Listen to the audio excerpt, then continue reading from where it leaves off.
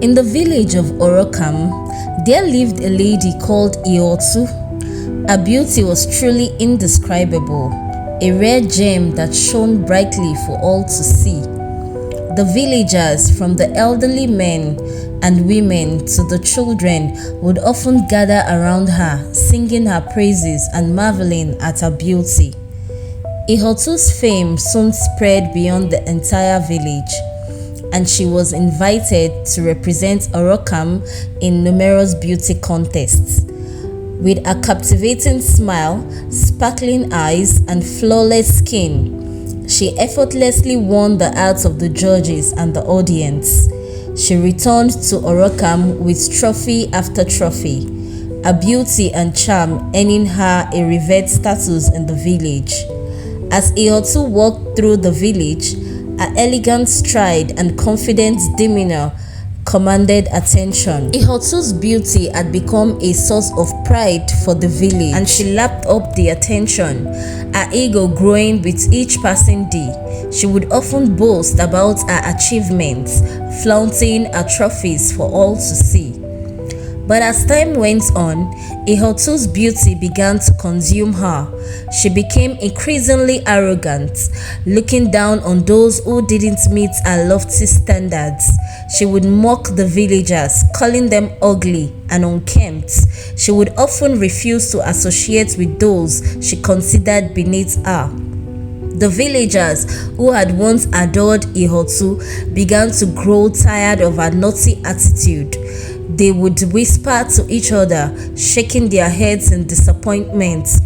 Ihotu's beauty had gone to her head, they would say. She has forgotten where she came from.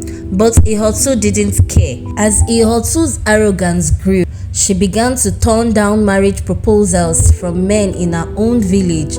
She would scoff at their offers, belittling their appearance, their occupation, and their social status.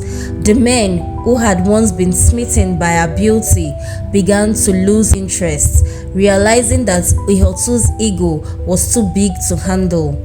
One by one, Ihotu's age mates got married, starting their own families and building their own lives, but Ihotu remained single, still holding out for someone who met her impossibly high standards. The men in other villages heard of Ihotu's attitude. They would whisper to each other about her arrogance and her impossible beauty standard. Ihotu is a beauty, but she is also a handful, they would say. No man wants to deal with that kind of attitude. But there was one man who was not deterred by Ihotu's reputation, a man from a neighboring village who had heard of Ihotu's beauty and was determined to make her his own, a hunchback farmer who had been smitten by Ihotu's beauty from afar. He had heard about her arrogance and her penchant for rejecting suitors. He decided to take a chance and ask her for her hand in marriage, hoping that his kindness and genuine nature would win her over. He arrived at Ihotu's house, his hunched back evident as he walked. Ihotu, who was lounging in a courtyard, looked up at him with disdain. "I have come to ask for your hand in marriage," he said, his voice trembling. Ihotu burst out laughing, a mockery cutting deep. "You marry me? You are a hunchback farmer. What could you possibly offer me?" His face fell, his eyes welling up with tears. He had expected rejection, but not such cruelty. He turned and walked away, his heart heavy with sorrow. But he was not one to give up easily. He was angry and hot, and he decided to teach Ihotu a lesson. The next day, a handsome and muscular man named Oche appeared at Ihotu's doorstep. Ihotu was immediately smitten, and she agreed to marry him without hesitation. The wedding was a grand affair, with the whole village in attendance. Ihotu looked very radiant and beautiful in her attire. After the celebrations had died down, Ihotu and Oche were in the room. Ihotu began to notice something strange.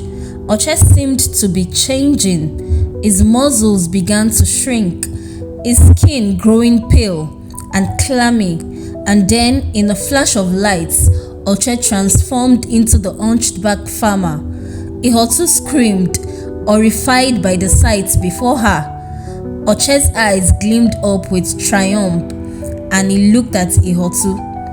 "I never give up easily," he said. As the days passed, Ihotu grew to realize the true extent of her mistake. Despite his physical deformity, Oche was a kind and gentle soul. He treated Ihotu with love and respect, despite her initial rejection of him. As the years went by, Ihotu learned to appreciate Oche's kindness and generosity. She realized that true beauty came from within, and that Oche's inner beauty far surpassed her own physical beauty. But despite her newfound appreciation for Oche, Ihotu could never shake off the feeling of regret and longing for what could have been. She had learned a valuable lesson, one that she would carry with her for the rest of her life.